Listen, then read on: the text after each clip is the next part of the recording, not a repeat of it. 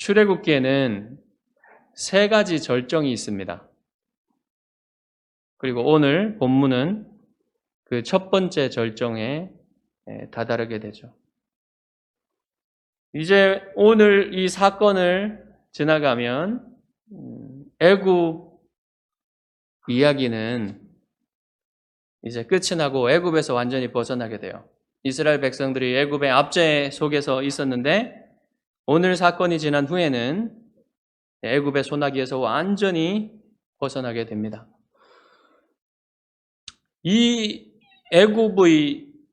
애굽에서 출애굽하는 이 이야기는 이스라엘을 구원하시는 하나님의 이야기인데 단지 이스라엘의 구원만을 말하는 것이 아니라 이 이야기를 통해서 여러분의 구원이 어떤 것인지 하나님께서 계시하시기 위해서 이 말씀을 주셨습니다. 그러니까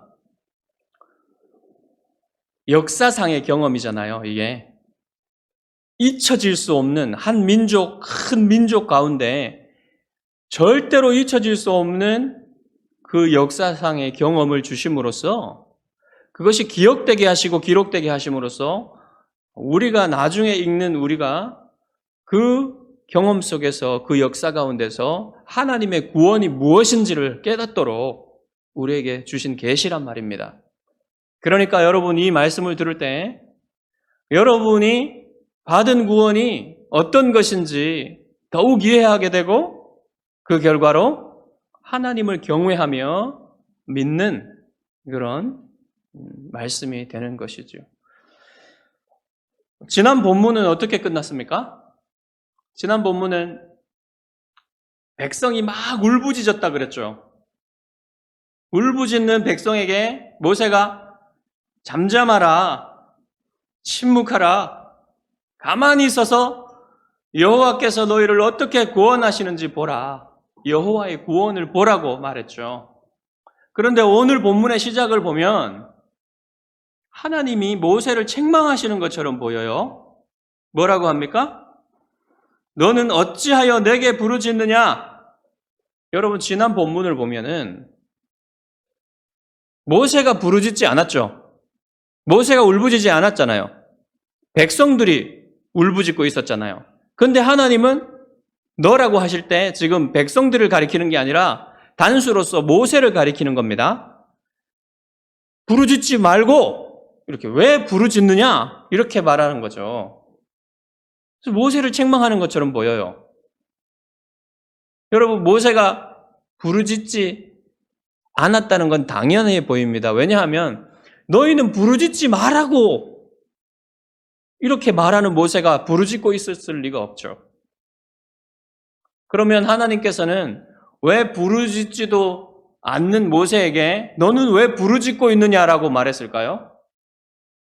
모세는 옛 언약의 중보자로서 어떨 때는 백성의 대표로서 하나님께 나아갑니다. 그리고 어떨 때는 하나님의 뜻을 백성에게 전달을 해요.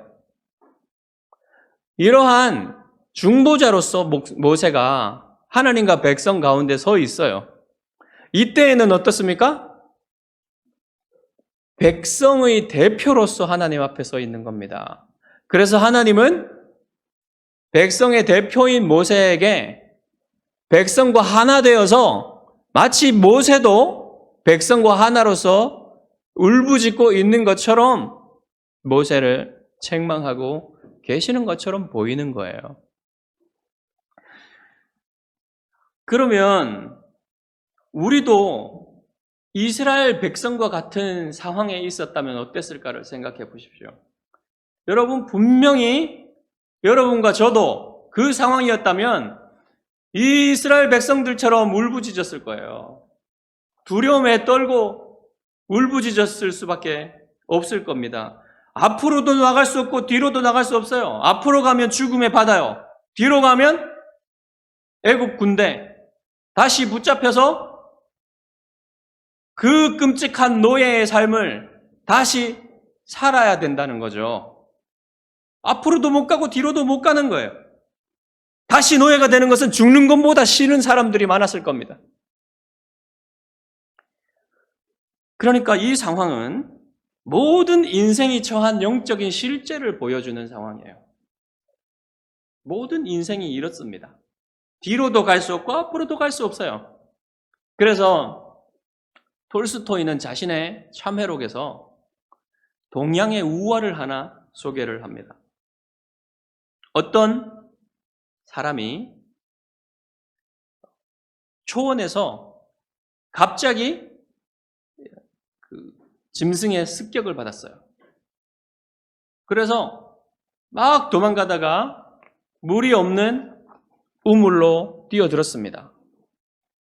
그런데 밑을 보니까 용이 그 밑에서 입을 벌리고 그 사람을 삼키려고 입을 벌리고 있습니다. 근데 떨어지는 중에 우물 중턱에서 자라난 관목의 가지를 움켜잡았어요.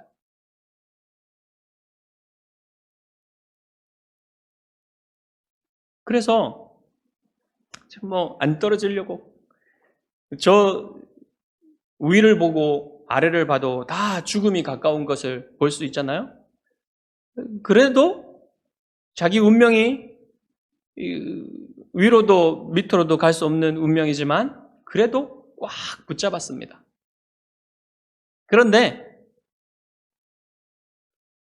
흰 쥐와 검은 쥐가 어디선가 기어와서 그 잡고 있는 나뭇가지를 닳기 시작해요.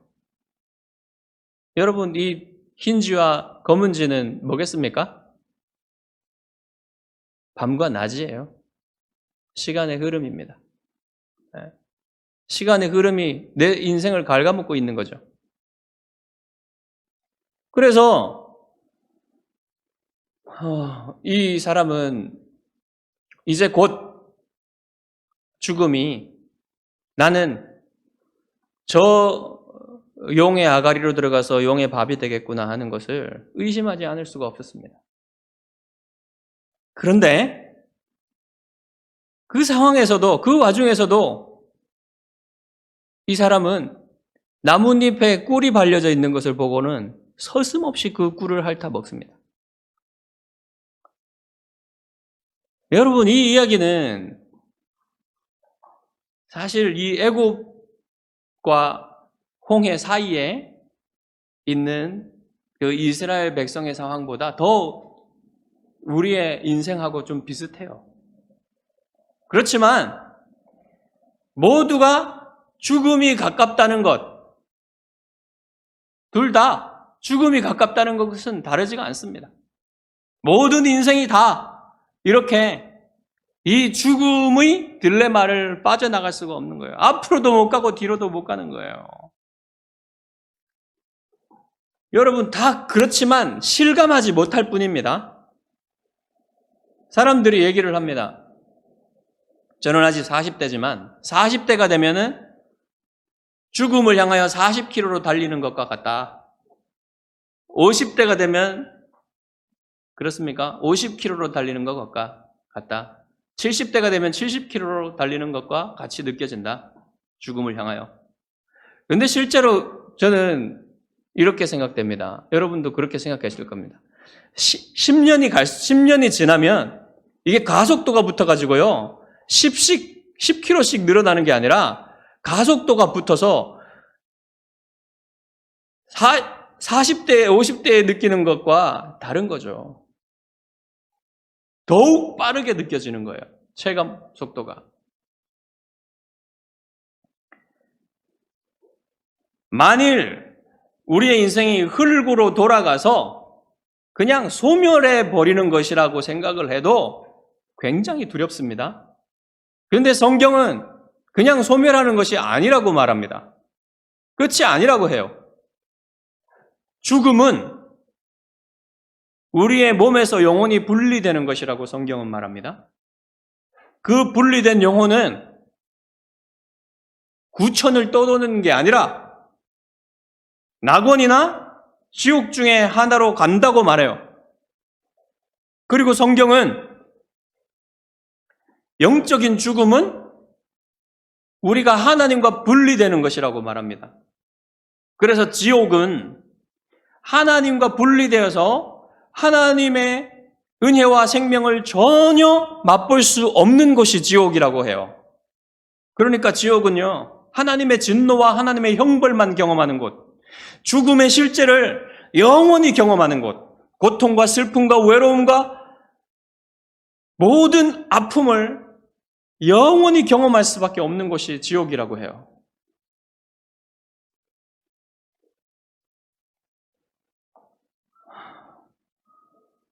그리스도께서 이 세상을 심판하기 위해 오실 때에 모든 사람은 다시 한번 육체를 입는다고 말합니다. 성경은. 왜 육체를 입느냐면 하나님 앞에 마지막 판결을 받기 위해서.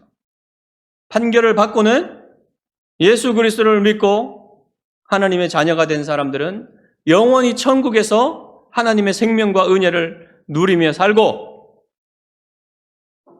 예수 그리스도를 믿지 않고 하나님의 자녀가 되지 못한 사람들은 영원히 지옥에서 고통받게 된다는 것이 성경이 말하는 인간의 운명이에요.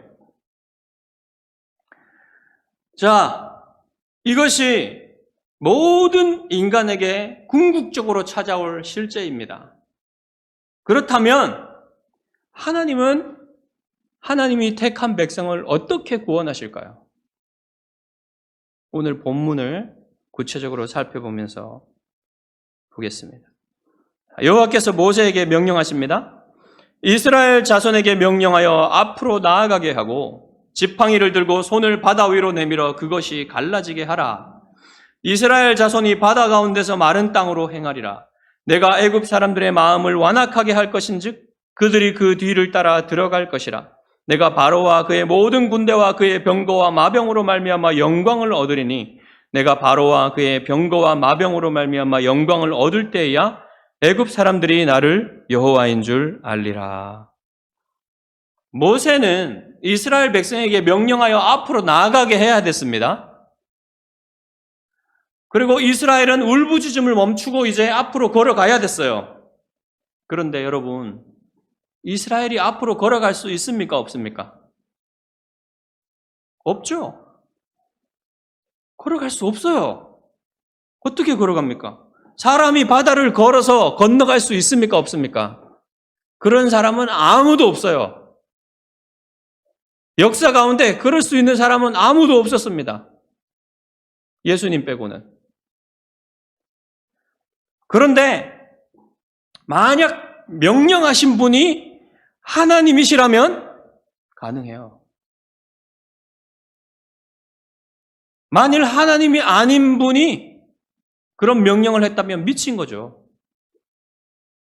하나님이 명령했기 때문에 건너갈 수 있는 겁니다. 인간에겐 불가능한 일을 하나님은 하실 수 있단 말이에요. 여러분이 제자들이 이제 예수님이 제자들에게 이런 말씀을 하셨죠. 낙타가 바늘기로 들어가는 것보다 부자가 하늘나라에 들어가는 것이 더욱 어렵다. 무슨 말입니까? 부자는 하나님 나라에 들어가는 것이 거의 불가능하단 말이에요. 아니, 불가능하단 말이죠, 사실. 그러면 제자들이 묻습니다. 그러면 누가 하나님 나라에 들어갈 수 있습니까? 누가 천국에 갈 수 있습니까? 누가 구원받을 수 있습니까? 이렇게 물었어요. 그러니까 예수님이 뭐라고 얘기합니까? 사람은 할 수 없으되 하나님으로는 다 할 수 있으시다. 바로 그 말이에요, 여러분. 하나님이 명령했기 때문에 이스라엘 백성이 바다를 통과할 수 있는 겁니다. 걸어갈 수 있는 거예요. 여러분, 불신자는 스스로의 힘으로는 절대로 구원의 길을 한 발짝도 걸어갈 수가 없어요. 죄의 지배를 벗어날 수가 없습니다. 사탄의 다스림을 한 발짝도 벗어날 수가 없어요. 사람의 힘으로는. 성령께서 생명의 씨앗을 심으셔야만, 성령께서 불신자의 마음에 은혜의 씨앗을 심으셔야만 드디어 그 사람이 이제 자기의 죄를 깨닫기 시작하고요. 자기가 얼마나 큰 죄인인지 깨닫기 시작하고 예수 그리스도를 통해서만 구원받을 수 있다는 사실을 믿기 시작합니다. 그래서 그때부터 구원의 길을 걸어갈 수 있는 거예요. 인간 스스로의 힘으로는요, 한 발짝도 그 바다를 건너갈 수 없는 겁니다. 그 죽음의 바다를 건너갈 수 없는 겁니다. 사탄의 다스림에서 벗어날 수 없는 겁니다. 죄의 지배에서 벗어날 수 없는 겁니다. 하나님은 나아가라고 하시는 거죠. 하나님이 모세에게 말씀하시기를 마치시자 이제 여호와의 사자가 이스라엘 진 앞에 있었던 여호와의 사자와 구름 기둥이 이스라엘 진 뒤로 옮겨가요. 그래서 애굽 군대와 이스라엘 사이에 섭니다. 왜요? 이스라엘 백성이 바다를 다 건너갈 때까지 막아서시기 위해서. 그리고 놀라운 것은 이 구름 기둥의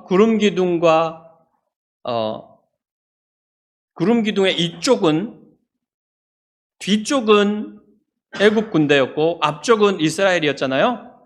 근데 구름 기둥의 뒤쪽은 깜깜한 흑암이었고 앞쪽에는 빛이 있었어요. 밝았어요. 여러분, 이게 극명한 차이예요. 하나님이 구원하신 백성, 택한 백성은 빛의 나라에 거하고 그러지 않은 세상은 어둠 속에 있다는 겁니다. 하나님은 우리를 어둠의 나라에서 빛의 나라로 옮기시는 거예요. 극명한 차이가 있는 거죠. 어떤 성경학자들은 이 구름 기둥 가운데 있었던 하나님의 사자가 성육신 하기 전에 우리에게 나타나신, 이스라엘 백성에게 나타나신 성자 하나님이셨다라고 주장을 해요. 저도 동의합니다. 여러분, 성자 하나님께서는 성육신 하기 전에도 이스라엘 백성들을 구원하시기 위해서, 하나님의 택하신 백성을 구원하시기 위해서 언제나 이스라엘과 함께 하셨어요. 그 광야길에 언제나 인도하시고 공급하시고 보호하신 분은 바로 성자 하나님이세요. 이 하나님의 사자가, 그 구름 기둥 가운데 있었던 하나님의 사자가 바로 성육신 하시기 전에 성자 하나님이셨단 말입니다. 자, 이제 여호와의 명령에 따라 모세가 바다 위로 손을 내밀자 여호와께서 큰 동풍을 불으셔가지고 바다를 갈라지게 하셨다 그래요. 그리고 그 바닷물이 양쪽에 큰 성벽처럼 쌓여져 올라가서 벽을 이루었다고 합니다. 그리고 그 중간에 큰 길이 났는데 그 길을 마른 땅이 되게 하셨다 그랬어요. 밤새도록 동풍이 강하게 불었다 그랬어요. 여러분, 기적을 믿지 않는 사람들은 이런 묘사, 성경의 묘사들을 신화라고 생각합니다. 그래서 그들은 이스라엘이 걷는 그 바다가 실제 홍해가 아니라 갈대바다라 그래요. 갈대바다. 왜 그러냐면 여기에 이 이스라엘 백성이 건넌 그 바다를 뭐라 그러냐면요, 얌숲이라고 해요. 히브리어로. 얌은 바다고요. 숲은 갈대란 뜻입니다. 혼자 쓰였을 때. 숲이라는 말이 혼자 쓰였을 때는 갈대인데요.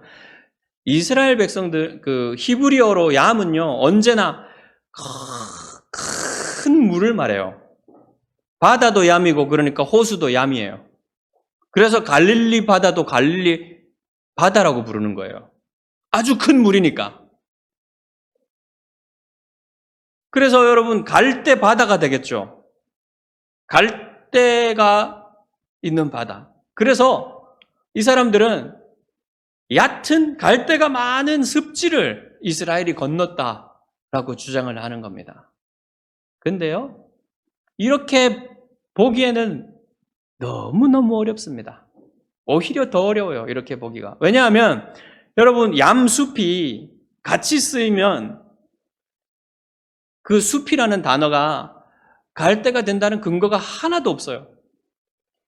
전체 이스라엘 역사 가운데 한 번도 얌숲이 홍해로 해석되지 않은 적이 없습니다. 언제나 홍해로 해석됐어요.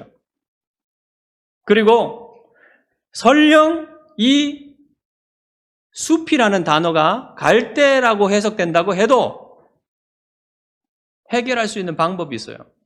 왜냐하면 그 홍해의 수위가 아주 높았을 때는요, 여러분 그 수에즈 우장 아시죠?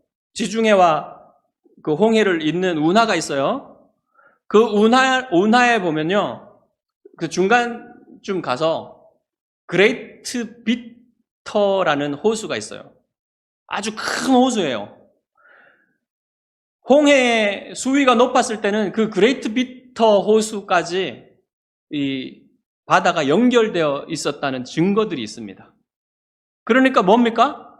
그 그레이터 비터에는 지금도 파피루스가 자라고 있어요. 파피루스 갈대가. 그러니까 어쨌든 갈대 바다라 하더라도 그때는 이스라엘 백성이 홍해를 걷는 게 맞는 겁니다. 그렇게 되면. 여러분, 이런 얘기를 하지 않더라도요, 왜 이런 게 말이 안 되냐면 그 물이 이스라엘 백성들이 성경의 기록에 의하면 그 물이 엄청나게 많은 양이어야 돼요. 왜냐하면 물의 벽이 성벽처럼 쌓였다 그랬죠. 그리고 그 물이 애굽 군대를 모두 수장시키려면 물이 많지 않으면 안 되는 겁니다. 어떻게 얕은 숲에서, 얕은 물에서 애국 군대가 다 빠져 죽을 수 있습니까? 말이 안 되는 거죠. 이 놀라운 일을 우리가 받아들일 수 있는 단 한 가지 방법은 뭐냐면요, 이게 기적이라고 받아들이는 거예요.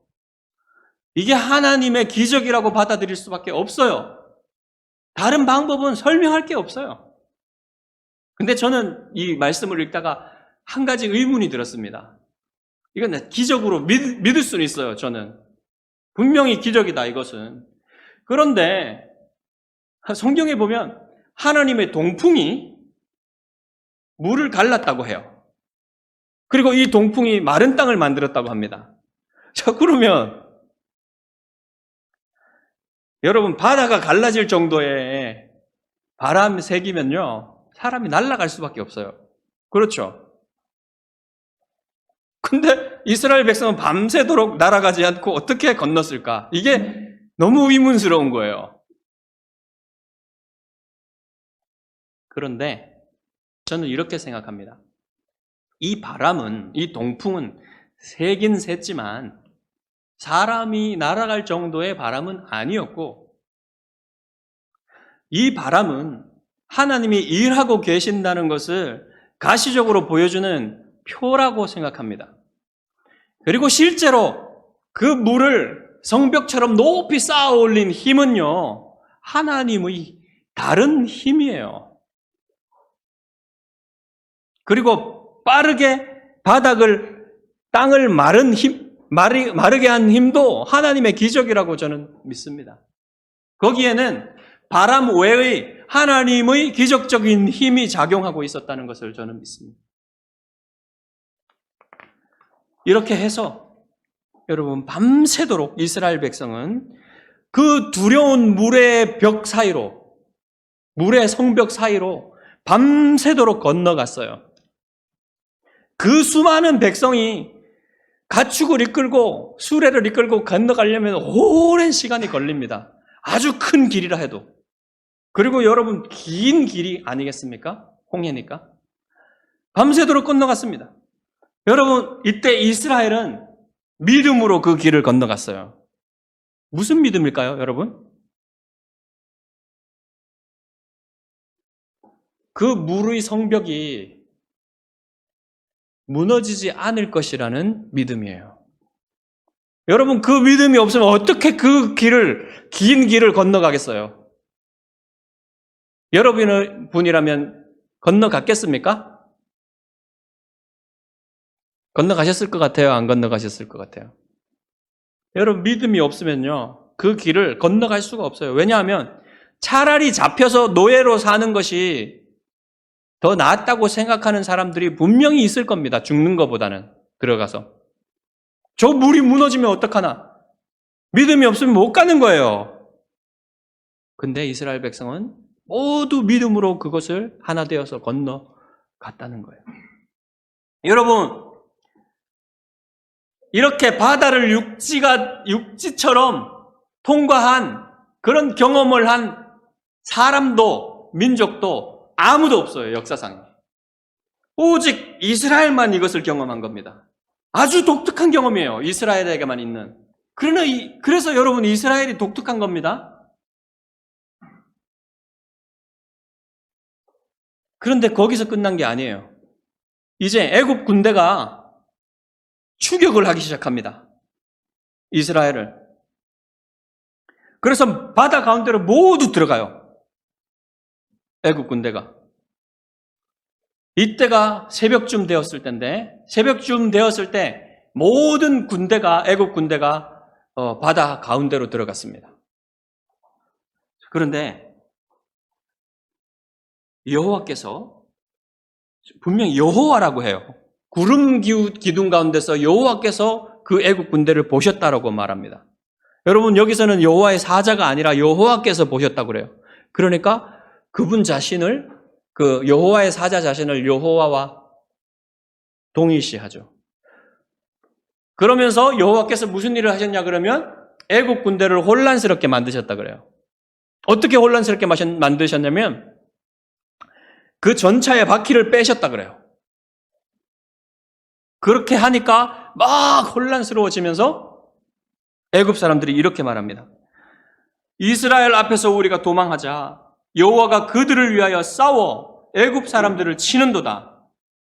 이제서야 엄청난 함정에 빠졌다는 것을 깨달은 겁니다. 하나님의 전략이었죠. 근데 늦었습니다. 깨달아 봐야 늦었습니다. 여호와께서 모세에게 명령하십니다. 내 손을 바다 위로 내밀어 물이 애굽 사람들과 그들의 병거들과 마병들 위에 다시 흐르게 하라. 모세가 바다 위로 손을 들자 물의 성벽이 무너지기 시작합니다.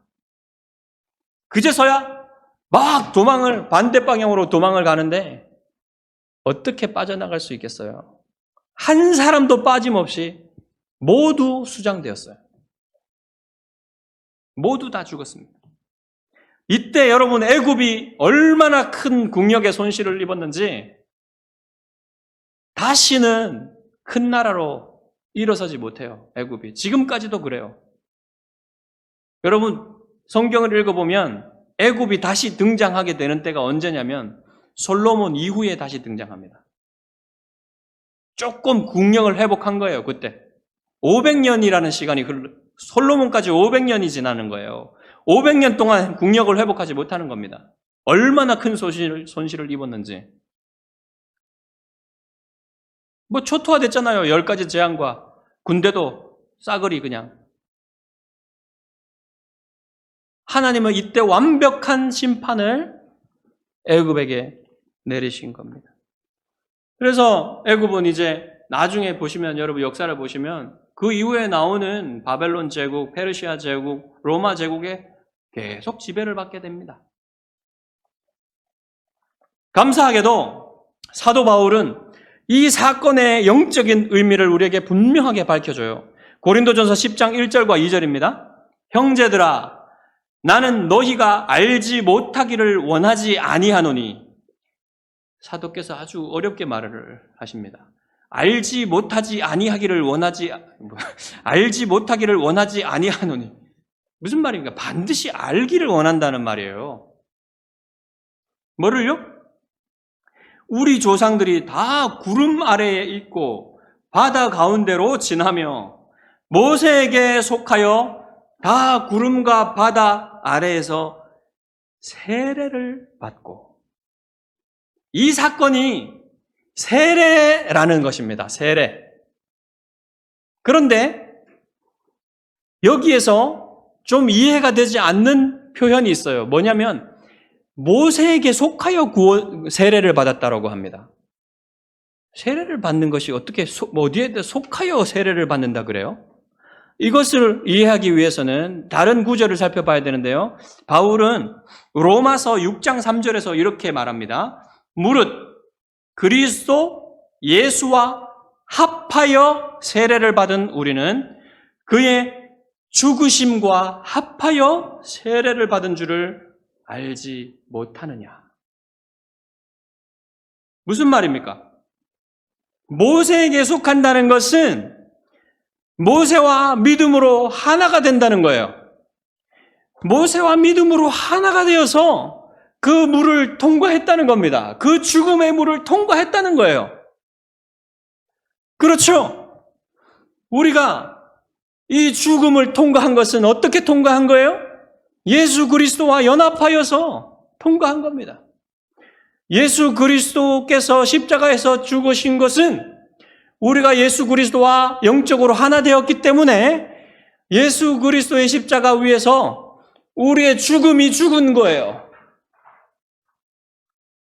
우리가 죽음을 통과한 겁니다. 예수님과 함께 하나 되어서.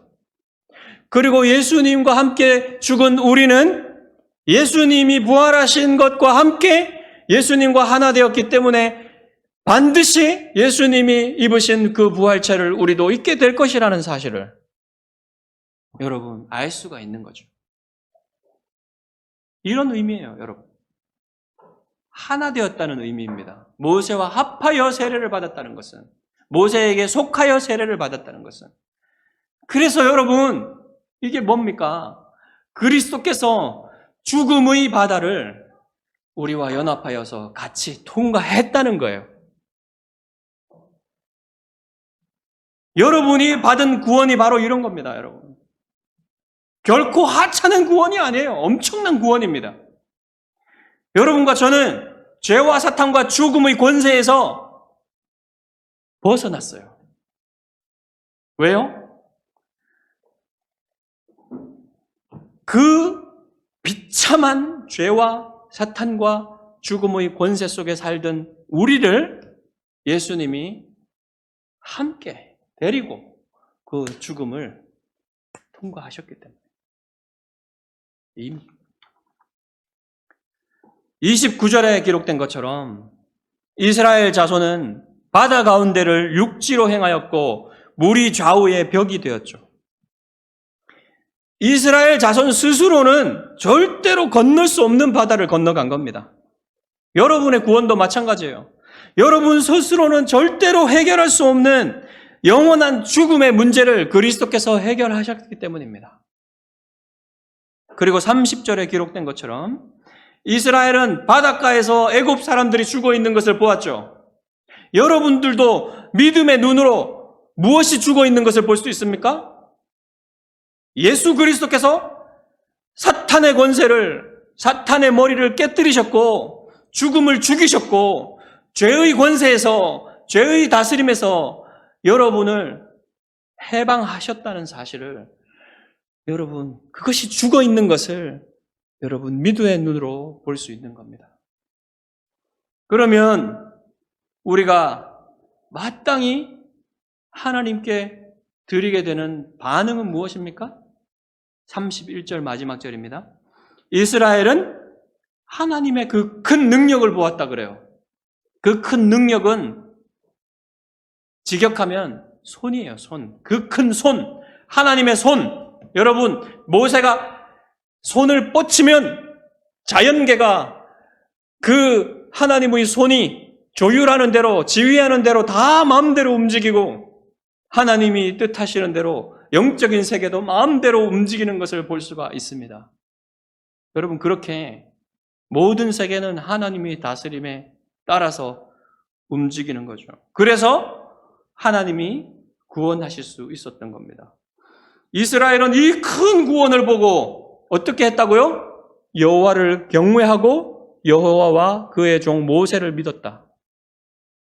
여러분, 그러면 우리는 어떻게 됩니까? 우리는 하나님의 이 위대한 구원을 보았죠. 이 위대한 구원을 이해했죠. 여러분이 받은 구원은 그 위대한 구원입니다. 여러분이 그냥 하찮은 구원을 받은 게 아니에요. 여러분이 엄청난 비참함 속에서 인생에 빠져나갈 수 없는 운명 속에서 사는 것도 비참하며 앞으로 죽는 것도 비참하며 영혼도 비참한 그 운명 속에서 하나님이 여러분을 건져내시는 이 위대한 구원을 받은 여러분은 어떻게 반응을 해야 됩니까? 여러분이 해야 될 반응, 그리고 여러분이 반드시 당연히 해야 될 반응은 뭡니까? 여호와를 경외하며 그의 종이신 또 하나님 자신이신 예수 그리스도를 경외하며 믿는 것. 그것이 여러분이 가야 할 길입니다. 여러분이 걸어가야 할 구원의 길입니다. 여러분, 예수 그리스도를 경외하며 그리스도를 믿는 구원의 길 힘차게 믿음으로 걸어가시기를 주님의 이름으로 축복합니다. 기도하겠습니다.